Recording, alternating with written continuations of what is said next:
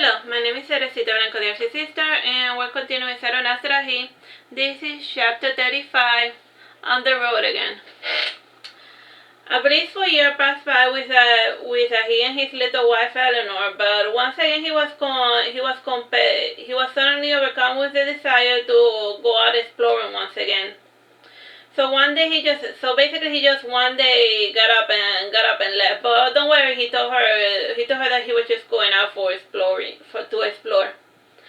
looked at his surroundings, and the forest was a few miles from the northeastern coast.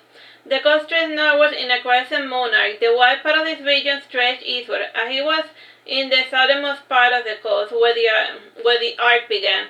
This part of the coast was littered with small islands, and on one large island on the top part.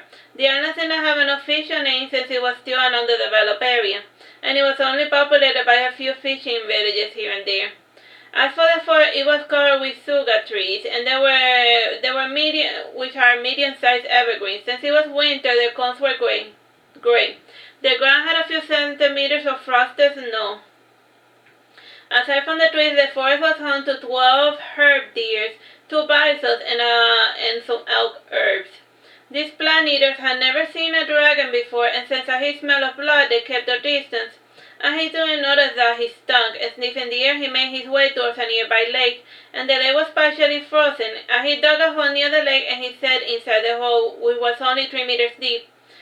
He stuck his draconic tail in, and he waddled around till he felt a cold draft, and cold water rose to the surface. He cleaned himself from head to toe, and after he was done, he threw the dirt back using his hind leg. He cleaned those again in the lake. Since he no longer smelled blood, the animals started to come closer. The first one to come drink in the lake was a female deer. He was the deer with mouth instrument, and second later, an arrow pierced through the deer's skull, exiting out her eyes. He frowned when he saw the cute little deer was dead and over. The hunter was an elven maiden, and it was unusual to see elves hunting since they were claimed to be vegetarians. They did have a digestive system of carnivores, like the noble panda. Then, though because of religion, the bulk of them had chosen a vegetarian diet. This elven maiden was between 15 or 100 years old. It's hard to tell with elves.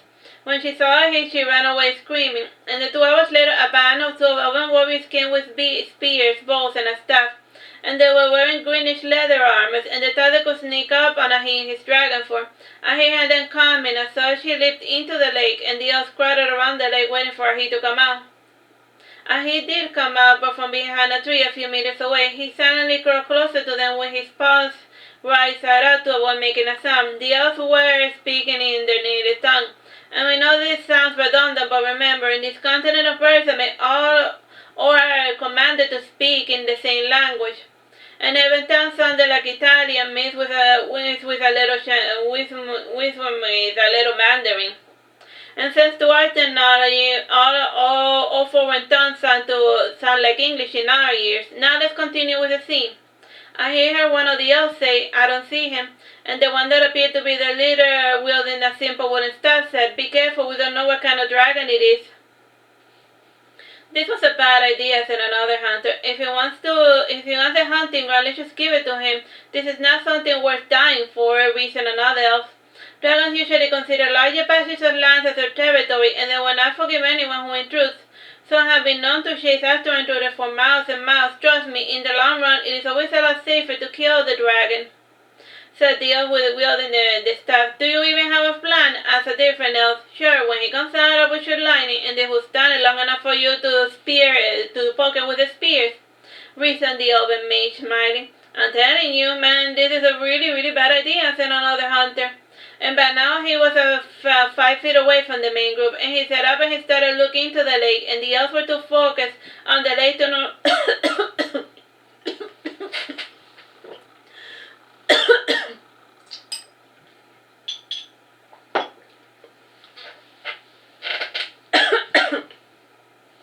to notice a large shadow behind them.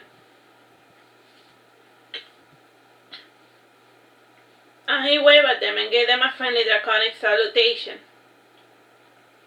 The group of elves stood frozen in fear, and he regarded the elves coolly, and apparently he had not caught on the fact that the elves were there to kill him. he took the staff of the mage, and the mage allowed him to take the staff for him. He too was gripped with a supernatural fear of the dragon, and seeing one in the flesh from so close to him was a different experience for him. The elves took a few steps back, and some even got their feet wet in the frozen water, and he smelled the stuff, and then he started nibbling on it. When he was done, he went to eat the game that the elf girl had shut down. The elves took this opportunity to scare me away, and by sunset, an ancient dark elf came to see Ahi. We knew that she was ancient because it took millennia for us to start to look old. By the time he had finished eating the deer bones, and all, and he was lying back watching the clouds, and he said that when he heard someone approaching, and he growled in disappointment when he saw the ancient elf. He saluted her, the elf, without much enthusiasm, and the dark elf looked like an ebony-colored, silver-haired woman, and only the pointed ears gave any hints as to her elven origin. The clear night sky suddenly grew dark, but only in a small patch of the forest. The elf apparently did not want the smallest hint of light to fall on her. She was also dressed in rose the color of night, and then this elf sat beside her, and she said in Elven, "Why are you here?" And he shrugged his shoulders in response, and he pointed up with his left hand and forward with his right, and then he settled back down again. Can you understand what I'm saying?" she said, getting up and dusting off her clothing. And he simply waved his hand in response. The elven hag rolled her eyes, and she was at least convinced that he was benign. And just to be safe, she would have the hunters offer a heap out of the kill, and she figured that as long as the dragon was kept fed, he would not feel compelled to go hunting. When she left, he rode back and started walking to around the lake, and by the nighttime he folded his arm and he breathed a cloud of smoke. After a few hours, his breathing became regular, and a nearby nose brought him from his sleep. And forgetting where he was, he said, "Welcome back, Eleanor." The nurse had called from the hag and two light of maidens, and one had a long blonde hair and brown eyes, and her sister had black hair and green eyes. And they were greenish rose similar to the ones worn by their elder. The elven maiden offered a heap out of their cash, and he smelled the raw meat, and he eagerly devoured the two dead deer carcasses that were offered to him. And he said nothing while he ate. The elves watched him with curiosity, but since most of them had never seen a dragon. When he was close to finishing his meal, the dark elf had grew nearer, and she said to Ahi, "So you speak in common?" "Sometimes," said Ahi when he finished, and then he went to clean his hand and his face in the lake. And when he was done, he glanced at us, and then he asked the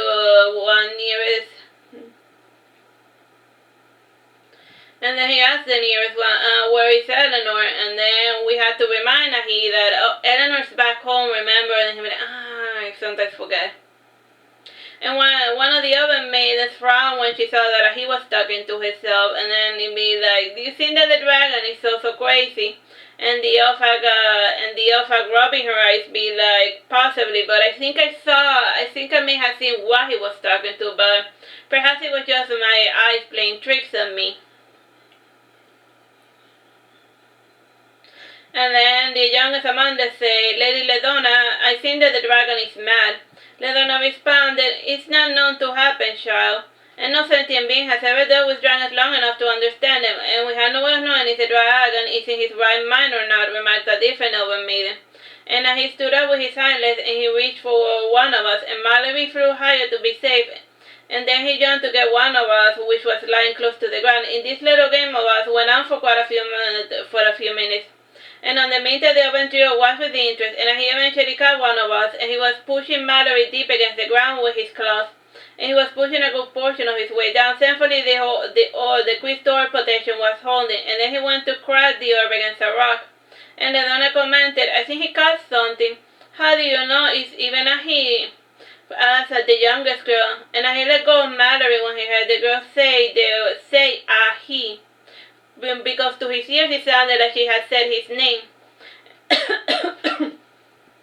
And he walked in the direction of the ocean and sat down to look at the mortuary.